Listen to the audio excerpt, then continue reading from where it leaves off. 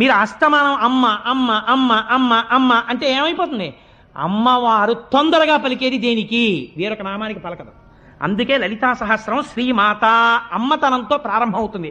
ఆవిడ రాజరాజేశ్వరి అయినా ఆవిడ ముందు అమ్మా అమ్మా అనేటప్పటికీ పొంగిపోతుంది. అంతే, ఏమిరా అబ్బాయి అంటుంది.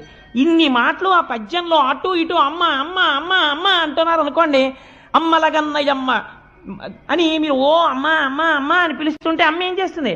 బా పిల్లాడు అస్తమానం అమ్మ అమ్మ అమ్మ అని తినేస్తున్నాడు అనుకోండి, ఎవరో పెద్దవాళ్ళతో మాడుతుంటే ఏమిట్రా అంటుంది.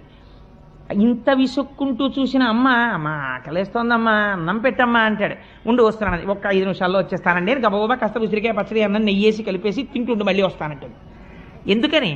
అలా 4 మాటలు అమ్మ అమ్మ అమ్మ అని పిలిచేటప్పటికి విసుక్కోవడం చేత కానటువంటి దయాస్వరూపము అమ్మ.